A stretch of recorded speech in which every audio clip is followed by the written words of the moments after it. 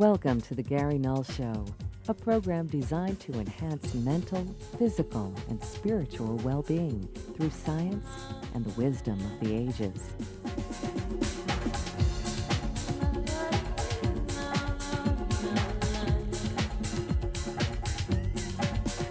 Let us take you on a journey of empowerment. Sit back, relax, and get ready to change your life for good.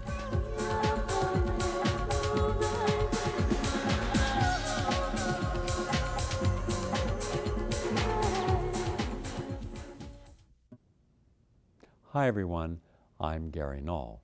I'd like to welcome you to the Gary Null Show. This is the place to come to if you want programs you're just not going to see anywhere else. I can promise you at the end of this program, you're going to have insights and information that will stimulate constructive thought and change. When you see a person with AIDS, has that person generally had a nutritional profile done by their former physicians? More often than not, no. As a matter of fact, just about all the patients I see, most of them have not had any nutritional testing done. And when a doctor tells them, this is what you do with the diet, keep the fat out of the diet, and they use fat as the modulator of the individual's weight, that's just about all that the patients hear. They know nothing about decreasing the sugars. They know nothing about dealing with herbs. They know nothing about the benefits of the various nutrients and stimulating immune function. So patients need an education, and I think it's important that they get that. I spend a great deal of time talking with each patient and describing exactly this. A lot of studies here. These are scientific abstracts. They're about 10 abstracts on a page, all from peer-reviewed journals. CDC, AIDS Weekly, the Center for Disease Control, the Current Issue, talking about a Chinese herb that has anti-HIV activity. This is a very small percentage of the information that's been gathered. 26,000 Very studies. small. Well, the issue is if there's 26,000 studies that show that good nutrition using the antioxidants, vitamin C, beta-carotene, vitamin A, vitamin E, B6, glutathione, zinc, and all the different herbs, everything from Panax, Ginseng, and Astragalus, Arco, Echinacea, golden seal, Quai, St. John's wort, Shiitake mushroom, Reishi mushroom, Aloe Vera extract. If they're working, garlic, onion, if they're doing all these good things, then shouldn't there be a way to have this literature gotten to the average American so that it's not buried in the journal and then denied by the medical community that it's a virtue? It's irony. It's almost schizophrenic. You create research, you publish it, and then you deny it, that someone should use it. Doesn't make sense. It's almost Orwellian, isn't it? Here we prove something works, but if you use it, we'll call you a quack. Yeah. I think that the term is often misplaced. I think the people that are calling the quacks are those who actually are the quacks. Well, I think the 90s are going to be the decade when the average American wakes up. I think so. Starts re-empowering themselves. Thank you very much, Dr. Christopher Kellogg. Thank you, Gary. Dr. Rosette Jerry Waller is Senior Research Scientist at the Linus Pauling Institute in the Division of Cancer and AIDS Virology Research. Dr. Waller, what is the findings at this point in regards to vitamin C and other antioxidants and AIDS? Well, our own work, which has been done at this institute, has shown that in laboratory cultures of HIV-infected cells, ASCORBATE, which is vitamin C, can significantly suppress both the activity and the replication of the AIDS virus in culture. There are reports from other laboratories that have found that related substances to antioxidants, one of them N-acetylcysteine, which is a precursor of a compound called glutathione, and another glutathione compound called glutathione ester, can also inhibit HIV replication in certain cells that are stimulated by inflammatory cytokines. We have also looked at N-acetylcysteine in our own HIV chronically infected cell lines and have been able to obtain some suppression of HIV reverse transcriptase and P24 activities. But we also find that the compound, other antioxidants like N-acetylcysteine, works well when it is combined with ascorbate. When the two are tested together, they produce a much stronger suppression of HIV replication than either substance alone. What would that mean for people who are currently infected with the HIV or manifesting its obvious symptoms, such as Kaposi's sarcoma, pneumocystis carinii pneumonia, or any of the other opportunistic infections? Well, the implications of this work on antioxidants are obvious. At the least, they suggest that they may have value in controlling HIV infection. And I think that the main target of these compounds that would have to be looked at in clinical studies is really their ability to control the replication of HIV. I think that these compounds, by their ability to interfere with HIV replication, have the power to inhibit, slow down the spread of the virus, and this might essentially translate into a slowdown in the progression of HIV infection. But I think clinical studies are required to determine the effectiveness of these compounds in human patients. At the time, right now we're looking at AZT and DDI as the only two accepted drugs and drugs of choice for AIDS. The whole rationale behind these, that they are able to disrupt the virus's replication. They are reverse transcriptase inhibitors. Now, they have very toxic side effects. They will poison the bone marrow, where our body's immune system is in part manufactured. Wouldn't it be reasonable then that if vitamin C were able to do the same identical thing as AZT, but without all the toxic side effects, in fact with no toxic side effects, and also a strong antioxidant and immune stimulating effect in addition to that, wouldn't it be reasonable to start doing more research and to start offering people with AIDS vitamin C? Well, of course, the results that have been obtained from laboratory studies show a very strong effect of ascorbate on HIV. And the advantages of using ascorbate are that it is a safe substance even when administered at very high doses. The only verifiable side effect is a mild laxative effect that ascorbate produces when it reaches a bowel tolerance level in people. There are no other verifiable toxic effects that have been seen. So definitely it offers the advantage that, first of all, it's a safe substance, and second, there's a very strong effect on HIV, over 90% suppression in the key enzyme, reverse transcriptase, which is required for viral replication. I would suggest that it may have a very powerful effect in vivo.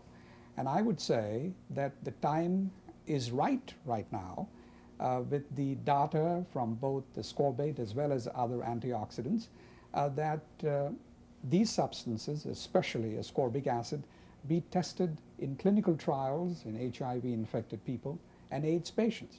With respect to the benefits that it may have on opportunistic infection and Kaposi's sarcoma, I think it's essentially the clinical studies that will bear out the results.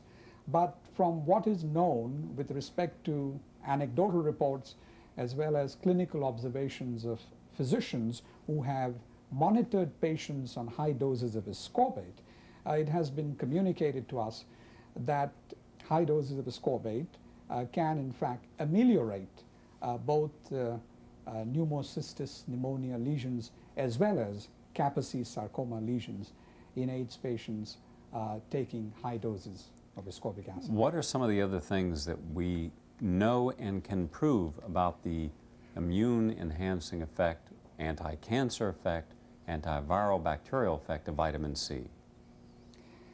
There have been studies in the literature that point to evidence in all three areas. Our work, of course, has been on the antiviral properties of ascorbate, where there is no question that besides interfering with HIV replication, the agent is a broad spectrum antiviral agent. It has been found to inhibit a number of different viruses in that it can both inactivate viruses as well as bring about inhibition of the replication. There are also reports about its antibacterial activity in the literature. And quite a few studies have been done looking at the ability of ascorbate to modulate the immune system. There have been reports that it can, for example, increase the activity of natural killer cells, as well as enhance the function of a complement called complement C1q. Ascorbate also may have a potentiating effect on other aspects of the immune system, stimulation of certain factors produced by antigen-stimulated cells. There are reports that it can, for example, stimulate the endogenous production of interferon in experimental model systems. Looking at what we know today about ascorbic acid's effects on the immune system and on viruses, that it would be, in fact, an ideal agent to be tested in clinical trials in HIV-infected people. Some people contend that the most important part of Magic Johnson coming forward to say that he was testing positive for the HIV antibody was that his message of safe sex would help prevent the spread of AIDS. Is that the case? If you carefully read the scientific literature, you find it difficult to find any studies that support that HIV is transferred in semen. We'll get to that. More importantly, however, safe sex can prevent the spread of sexually transmitted diseases. Up to this point, there's been very little mention, either in the medical community or in the general media, of the association between syphilis, gonorrhea, herpes, human herpes 6, cytomegalovirus, adenovirus, and other viruses, and AIDS. Dr. Marjorie Siebert specializes in the immune building system, especially people who have suffered from sexually transmitted diseases. She's also a researcher. Welcome to the program. Thank you, Gary. During the 1970s, millions upon millions of American women took antibiotic therapy for a wide range of conditions.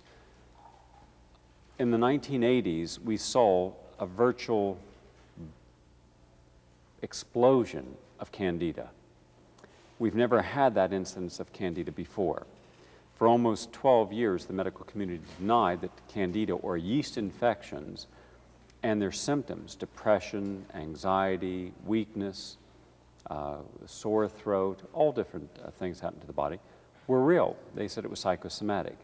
Ironically, this year, when a major pharmaceutical company finally patented a new anti-yeast drug, all these ads start to appear talking about the millions of women suffering from this legitimate disease, Candida, as if it were a disease looking for a drug that could cure it.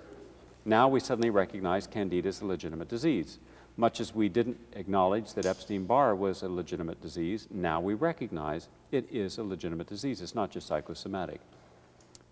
I have some articles here. The American Journal of Medicine, the Cancer Research, two separate issues of Cancer Research. I'd like you to address the following issue. A lot of fast-track gay men, and I'm differentiating the majority of the gay population in the United States, that for all intents and purposes, their lifestyle is virtually indistinguishable from a heterosexual, as opposed to that subset within the gay population that frequented the bathhouses, would have multiple sexual partners, anywhere from, let's say, 5 to 20 in a given evening, who generally took recreational drugs, amyl nitrate, and frequently intravenous drugs, smoked, drank, had poor diet, suffered from chronic malnutrition, gross zinc deficiency, and in their minds tried to prevent hepatitis or gonorrhea or syphilis, which was virtually endemic in that entire activity, by popping antibiotics every day. Now, I interviewed over 1,200 persons in that fast-track group. I went to the bathhouses, I met with groups in recovery, and they would take 2, 3, 4, 5 of these antibiotics every single day. I have yet to see where the media has paid attention to that abuse of antibiotics and any of the symptoms we're calling AIDS today. This article says, it's by Dr. Hauser and Remington in the American Journal of Medicine. It says, the effects of antibiotics on the immune response. I'd like your comments. Well, one thing I'd like to have made note of, you'll notice that article came out in 1982. This is not new. That article also refers to an article 10 years before that. Now we're talking 20 years ago, that reviewed the immune suppressive effects of antibiotics.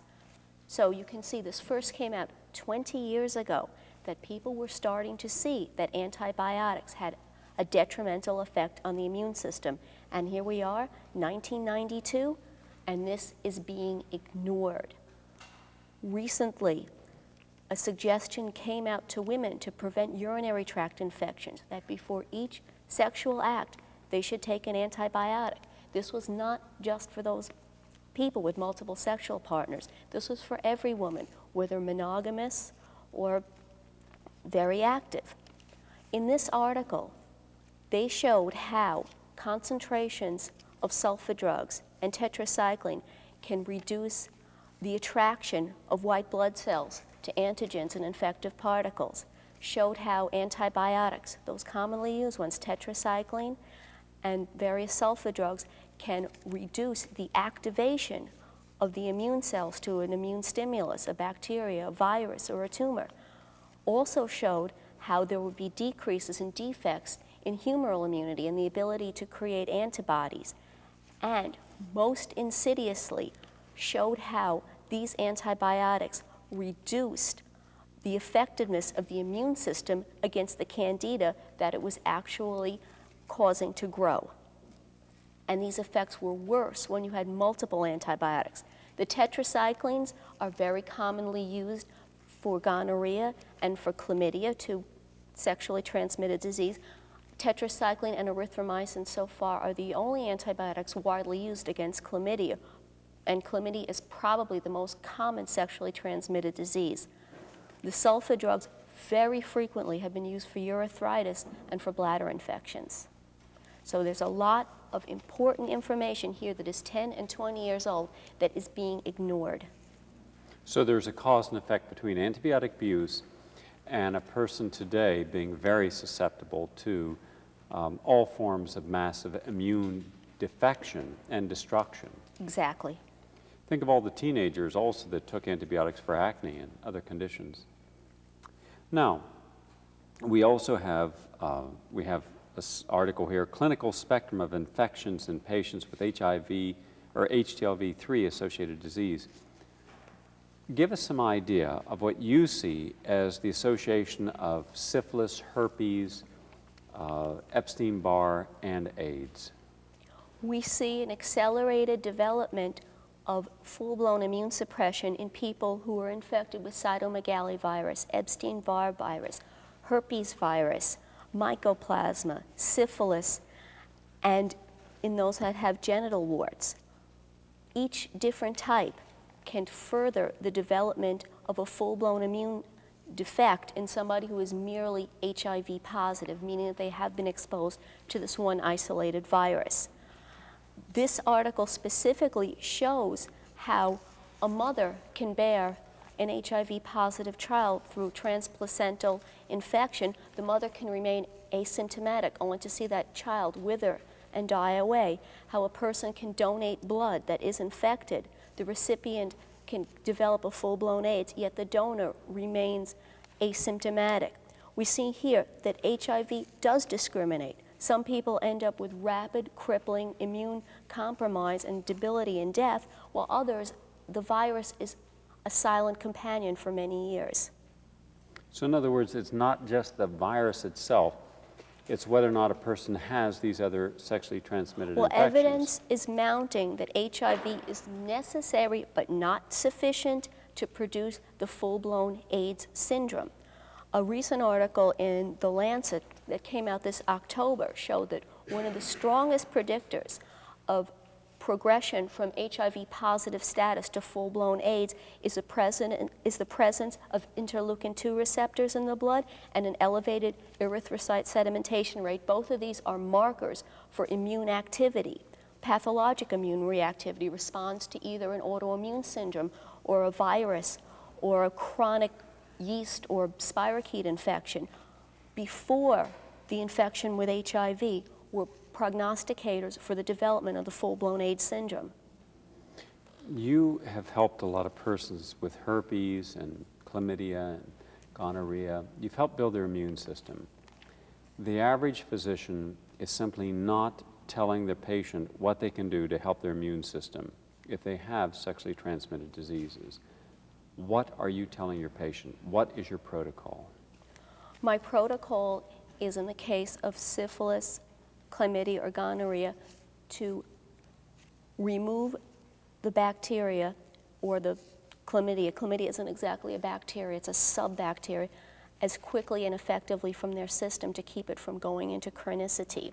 And this would need a short, intensive course of antibiotics. I do not want to give an antibiotic all the time for every suggestion of a sexually transmitted disease. If I have a positive culture, I will give the person high doses of antibiotics. For people who are HIV positive or have had evidence of an old syphilis infection, I don't feel that the current protocol for 1 or 2 injections of penicillin is sufficient. I think that they have to go to the European protocol, which uses intravenous penicillin to get into the central nervous system and get rid of any possibility of neuroage. As far as building up the immune system, I like to give people vitamin C, which both strengthens the immune system and regulates the immune system to prevent an autoimmune chronic inflammation type of syndrome. This can lead to something like the Fitzhugh-Curtis syndrome in chlamydia, where you get a fibrosis process where you get adhesions of the liver and of the ovary in the peritoneum.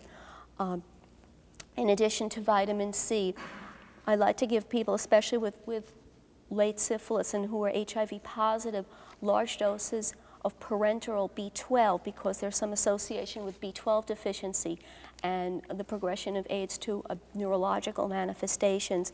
And HIV is associated with a malabsorption of vitamin B12, which may actually be the root of the neurological problems that are seen in HIV. So I like to see these people get a vitamin B12 injection every 1 or 2 weeks, depending on their clinical status and their nutritional status. Building up the immune system, there are many botanicals. The Astragalus herb, which is an antiviral and is a tonic in the Chinese pharmacopoeia.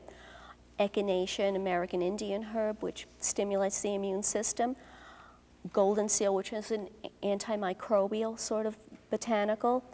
Aloe vera, which has microbicidal activity based on its high content of hydrogen peroxide. There's a whole list of immune fortifiers. I can go into more detail. One of the key things in a person having a good immune system is that they're not consuming large quantities or any quantity of sugar. Sugar is a definite immune suppressant. It will cut your antibody production by 50% 24 hours. This is 100 grams of sucrose will cut antibody production by 50% for 24 hours. Also very important to look for mercury poisoning and lead poisoning. Mercury is a T-cell inhibitor. Okay. How many persons have you been able to help bring their immunity back to normal?